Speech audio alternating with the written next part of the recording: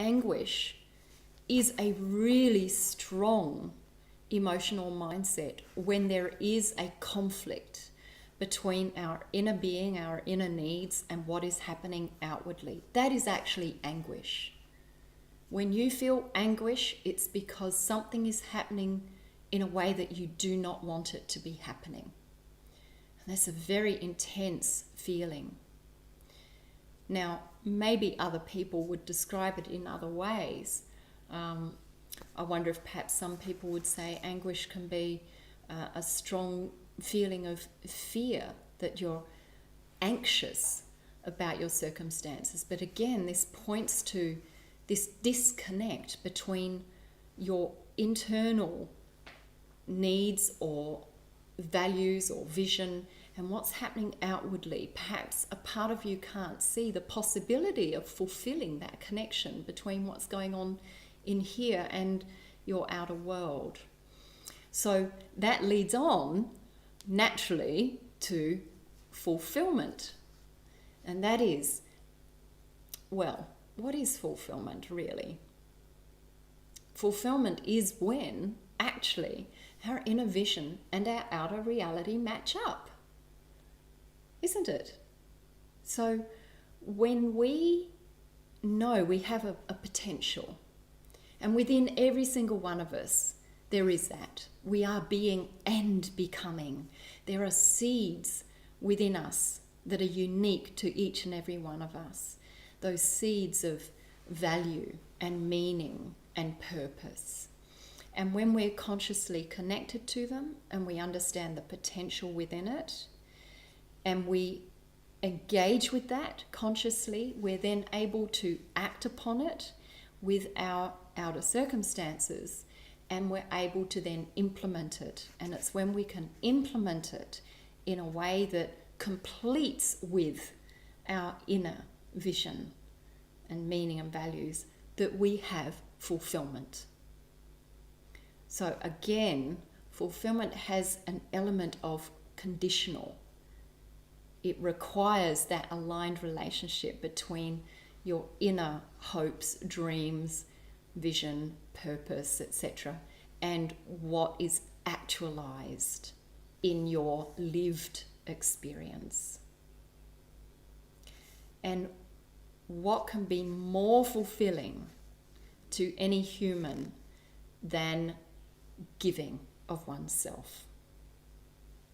That is common to every single human and common to happiness. If you want long-term lasting happiness, seek to make others happy. If you want short-term happiness, seek to make yourself happy. So long-term lasting happiness arises through the fulfillment of giving something to others, giving of ourself for the greater benefit of others. And it's contagious.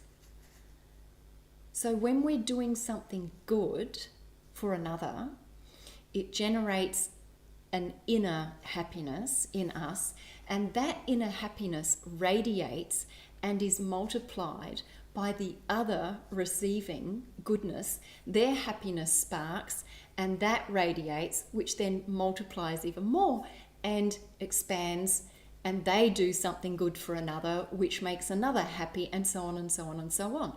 So actually, in terms of conditional events, acts of kindness, acts of service, and purpose are the only way in conditional terms that we can have perpetual happiness. And the reason it's perpetual, as I said, is because it grows and expands. When you share that goodness, when you share happiness with another, it expands and it multiplies and magnifies, and it continues to ripple out.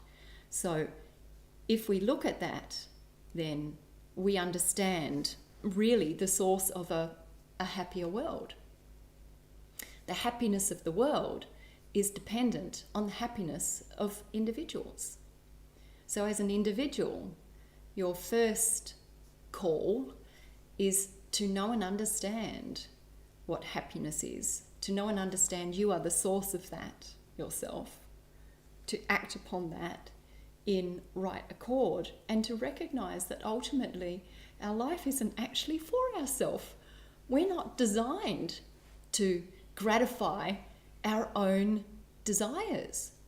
We can do that, but it leads to very short-term, very limited happiness.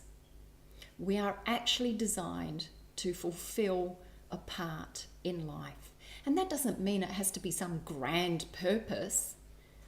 It's not what it's about. It's about recognizing that actually in every single moment, we are here as a function within the whole. We're a part of that whole connected field of life.